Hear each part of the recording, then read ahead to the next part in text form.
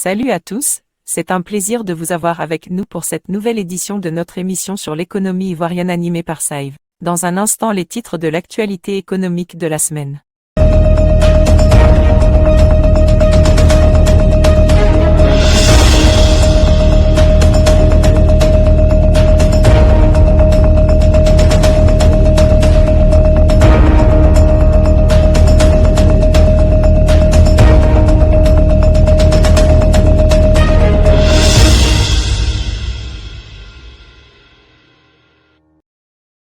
EcoCir 2023, le premier forum africain de l'économie circulaire à Abidjan du 18 au 21 octobre. Source Fraternité Matin. Bonjour, Karine. L'Institut de l'économie circulaire d'Abidjan, IECA, et l'Institut national polytechnique Houphouët-Boigny organisent l'EcoCir 2023, un forum sur l'économie circulaire en Afrique. L'événement réunit 60 experts nationaux et internationaux du 18 au 21 octobre 2023.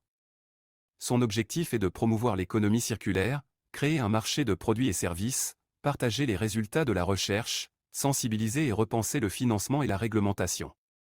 Le forum comporte 5 grands panels, des salles thématiques, des masterclass et une exposition vente. Cela vise à encourager le développement durable, la gestion des déchets et la création d'emplois verts.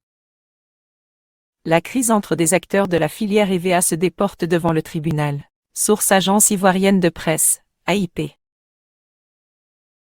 L'ANAFA-CI a saisi le tribunal pour résoudre un conflit avec la Promac depuis décembre 2022.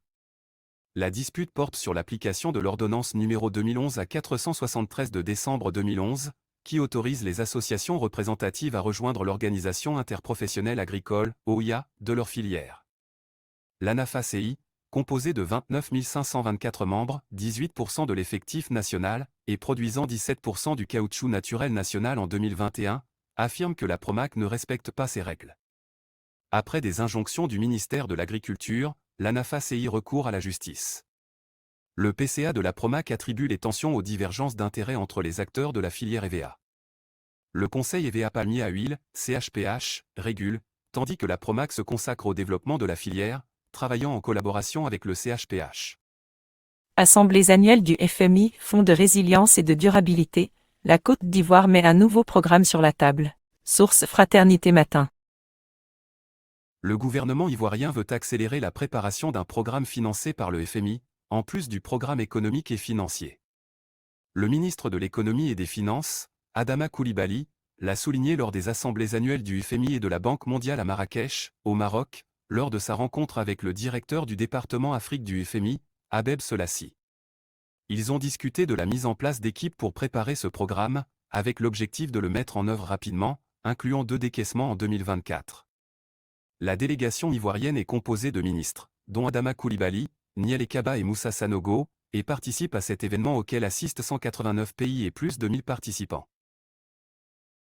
La RTCI et ses partenaires planchent sur la protection des données à caractère personnel. Source Agence ivoirienne de presse, AIP. La RTCI et ses partenaires ont discuté de la mise en œuvre de la loi sur la protection des données à caractère personnel à Yamoussoukro du 3 au 5 octobre 2023. L'atelier a permis de dresser un bilan, d'identifier les défis de la protection des données personnelles et de formuler des recommandations.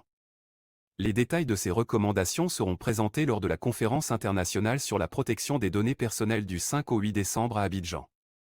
L'impact de la loi sur les institutions, les entreprises et la vie privée des citoyens a été évalué.